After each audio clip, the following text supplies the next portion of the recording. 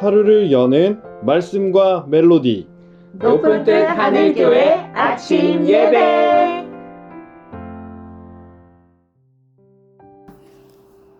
안녕하세요. 7월 25일 금요일 아침입니다. 여러분들께 인사드립니다. 반갑습니다. 오늘 말씀은 에스겔 6장 1절에서 14절의 말씀입니다. 모두 함께 말씀을 듣겠습니다.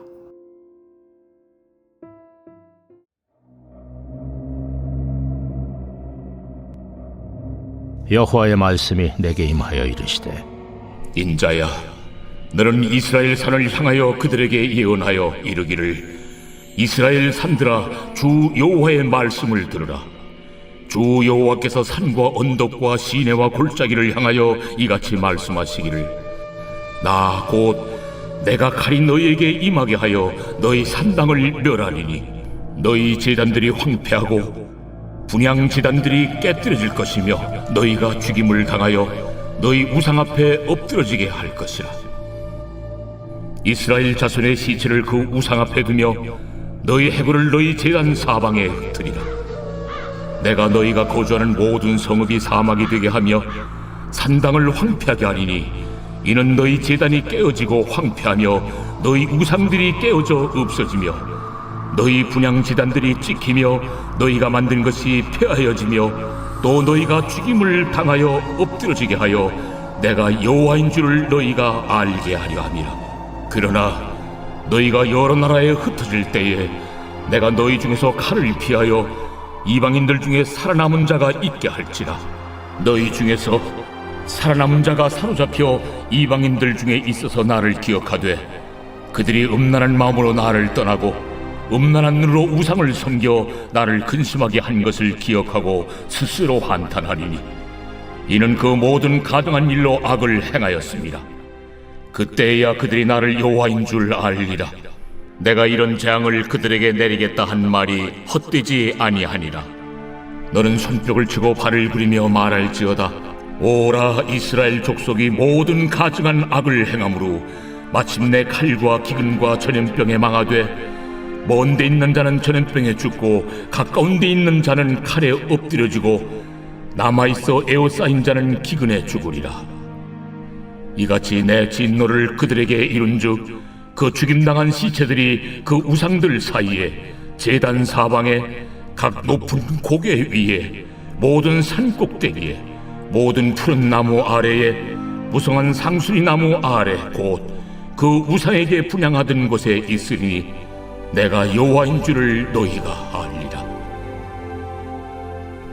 내가 내 손을 그들의 위에 펴서 그가 사는 온 땅 곧 광야에서부터 디볼라까지 황량하고 황폐하게 하리니 내가 여호와인 줄을 그들이 알리라.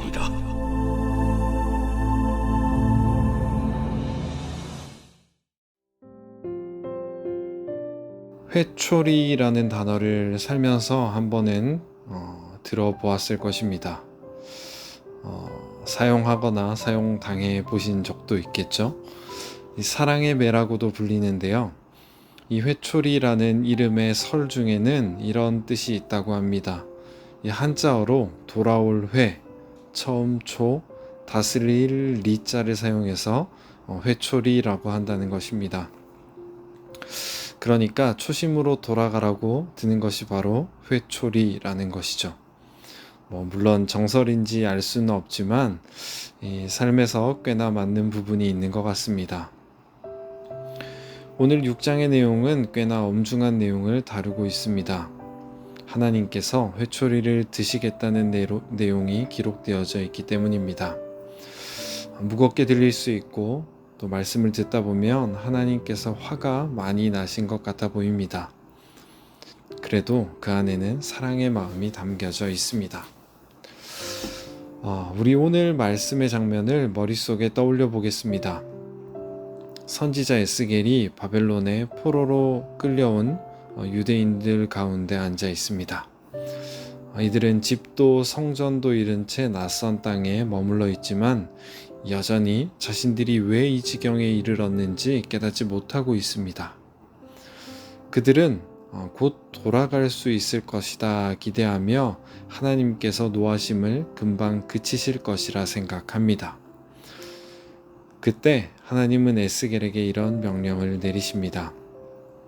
인자야, 이스라엘의 산들을 향하여 얼굴을 향하고 그들에게 예언하라. 왜 산들을 향해 예언하라고 하셨을까요? 그 산들 위에는 이스라엘 백성이 오랜 시간 동안 우상을 숭배하던 산당들이 있었기 때문입니다. 그 조용한 산들이 바로 그들의 영적으로 타락한 현장이었던 것입니다. 그리고 하나님께서 주시는 말씀은 이런 내용이었습니다. 심판이 오고 있다. 에스겔은 칼이 이스라엘 위에 임할 것이다 라고 외칩니다. 하나님은 이스라엘의 우상을 부수고 산당들을 무너뜨리실 것이고 사람들이 향을 피워 바치던 분향단은 산산조각 날 것이라고 말씀하십니다. 그리고 우상들 옆에는 백성들의 시체와 뼈가 뒹굴게 될 것이라고 말씀하시죠. 마치 하나님께서 이렇게 말씀하시는 듯 합니다. 너희가 신이라고 하던 이 우상들과 함께 너희도 죽게 될 것이다.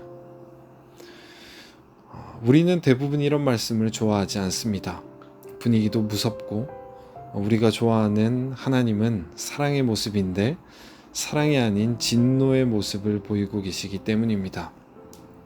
그런데 우리는 이 화를 내는 현상이 아니라 왜 화를 내고 계신지 그 본질에 집중해야 합니다.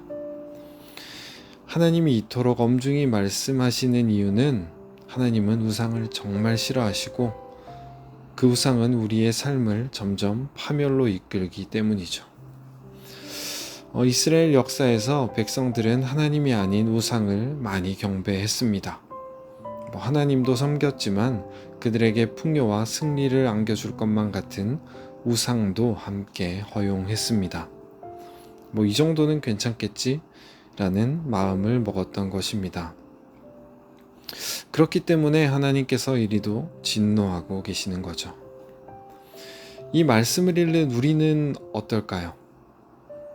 저는 우상을 숭배하지 않습니다. 이렇게 생각할 것입니다.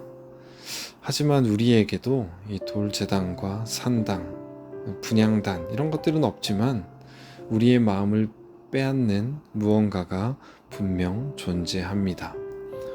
단순히 돈, 권력 등이 아니어도 우리가 하나님보다 마음을 빼앗긴, 더 많이 빼앗긴 대상들이 존재할 것입니다. 그리고 우리도 이렇게 생각하겠죠. 에이, 이 정도는 괜찮아. 이건 이스라엘 이야기지 내 이야기가 아니야.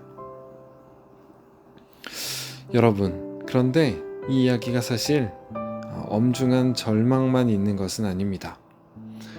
회초리의 목적이 무엇일까요? 상대를 패서 죽게 만드는 것이 우리는 그런 것을 보고 회초리라고 부르지 않습니다.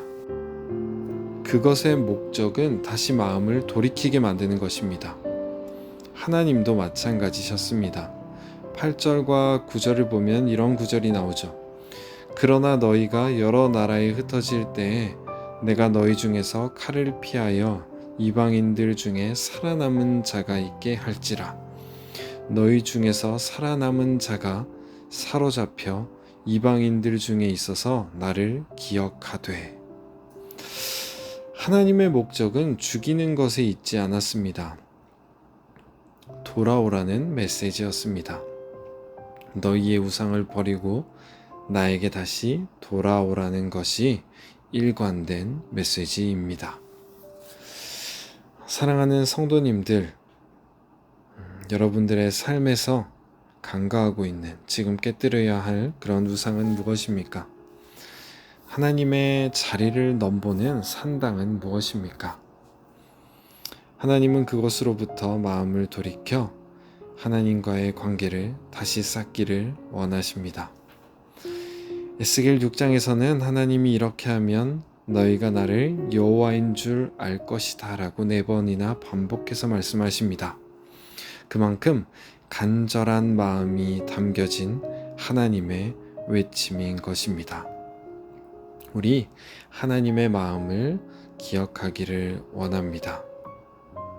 그리고 이것은 이스라엘의 이야기야 라고 하지 않고 이것을 우리의 삶에 받아들일 수 있기를 소망합니다.